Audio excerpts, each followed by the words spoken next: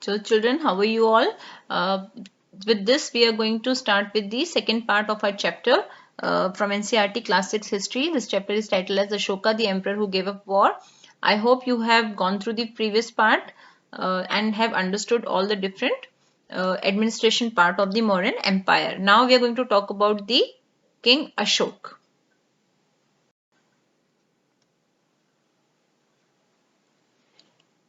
Now we come to the discussion of the King Ashok. We'll learn why King Ashok was important. Now, King Ashok was the third king in the Mauryan dynasty. Now we understand the word dynasty. That means the Mauryan dynasty started with Chandragupta Maurya, and he was the third one from the same family. So we are using the word dynasty. Now he is a very important Indian emperor of Mauryan dynasty, and he took the he expanded the extent of Mauryan dynasty, and he ruled from 268 to 232 BC. He promoted spread of Buddhism, which we are going to see how he did that.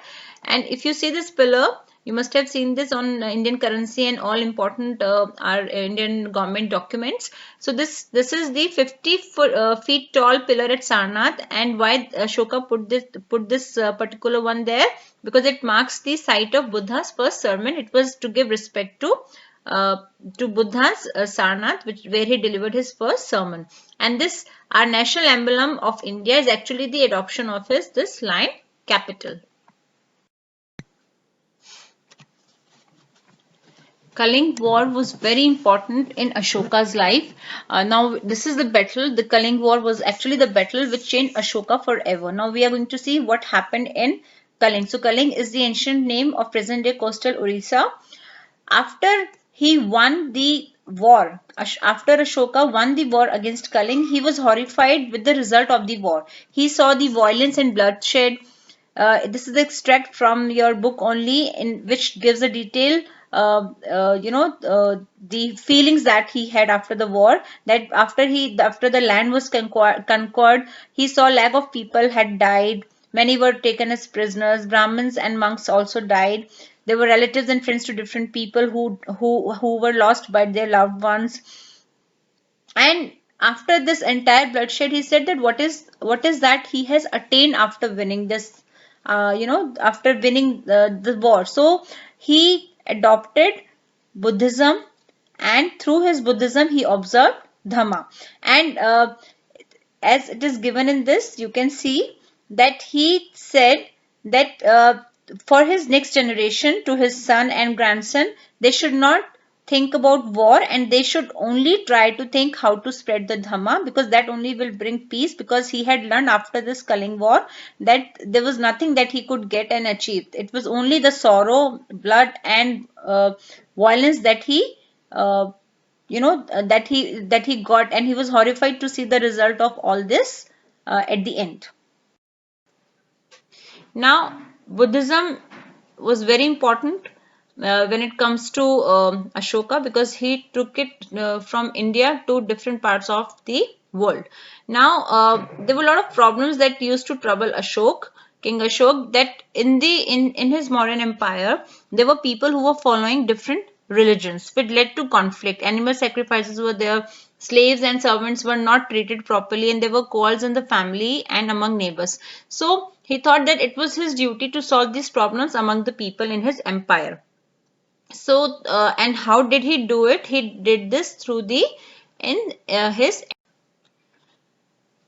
Now Ashoka remains the first ruler in the history of the world who gave directions to the people in his empire through inscriptions. Now inscriptions we have done in previous chapter, that they are that inscriptions are done on the surfaces, on the hard surfaces. Now most of the inscription which were given by Ashoka, they remains in the Prakrit language. Prakrit language is coming from Brahmi script. Now he gave his Dhamma. So his Dhamma, the word Dhamma is a Prakrit word, which is nothing but the Sanskrit word of that means Dharma. So Dhamma means Dharma only, but he used a different word because he was delivering everything in Prakrit. So Dhamma in Prakrit it is actually dharam only. But because we are talking about Ashoka, we are going to use the same word. So there were different set of instructions which were given and by Ashoka, and all his instructions were inspired by Buddhist teachings. So to spread this word, he appointed different Dhamma Mahamattas who taught the people about Dhamma, and which was his attempt, Ashoka's attempt to make the society better. And his Dhamma, Ashoka's Dhamma, did not involve worship of God or performance of any sacrifice. Ashoka always believed that he always felt like a father for his entire empire, and he thought that if there is any problem, it is his duty to instruct his subject to help them out of that problem.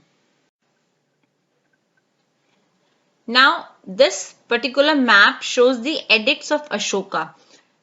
So, his messages, his Dhamma was inscribed on rock and pillars, and he had his officials who were instructed to read the messages to people who could not read it themselves. So, he actually had put a lot of effort to spread his Dhamma. First, the language that was used was of the common people, and again, if the common people also were not able to read what was inscribed on rocks and pillars, then he had appointed different people to read it out to those who could not read it. So he also further sent his messengers to spread Dhamma to other lands such as Syria, Egypt, Greece and Sri Lanka. He built roads, dug well and built rest houses and arranged for medical treatment for human beings and animals.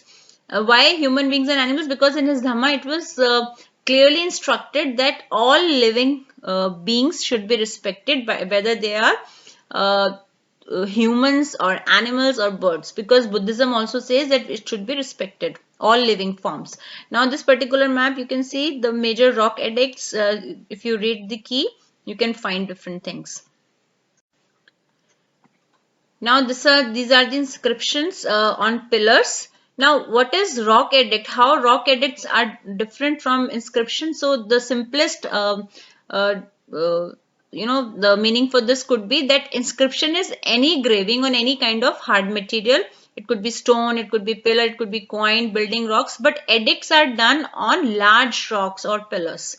Okay, so this is what. So all rock edicts are inscription, but all inscription cannot be edict. Like inscription on coin is not an edict. Okay, so this is the main difference. Otherwise, they both are engraved pieces only. So the purpose of Ashoka's edict was not only to instruct the people in Dhamma, but also to show that to show the level of Ashoka's commitment to peace. So the edicts of Ashoka, there are more than 30 inscriptions on the pillar, as well as boulders and cave walls attributed to King Ashoka of the Mauryan Empire. Further, Ashoka's Dhamma is inspired by the teachings of Buddhism.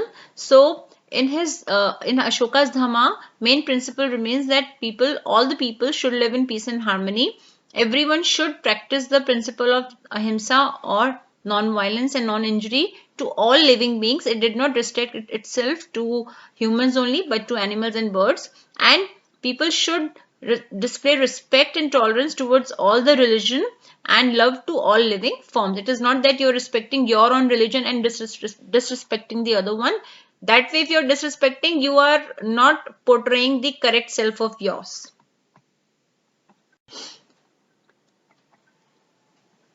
Coming to the sculpture, now this beautiful sculpture is part of Mauryan pillar, which was found in Rampurva, Bihar. This is now located at Rashtrapati Bhavan.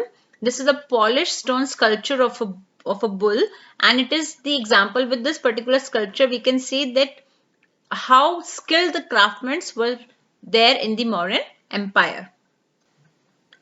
Now, when these things were happening in our subcontinent, before the Mauryan Empire, what was happening in China, that we are going to see.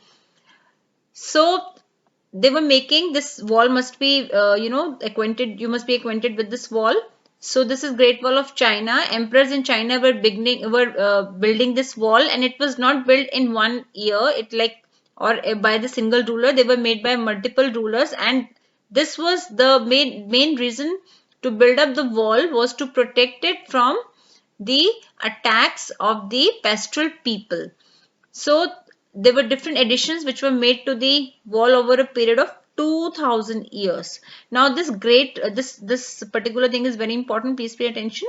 This great wall is just not a single wall, and at many different places this consists of more than one wall which run parallel to each other. So these changes were done by these additions or changes were done by different rulers of the China, emperors of the China.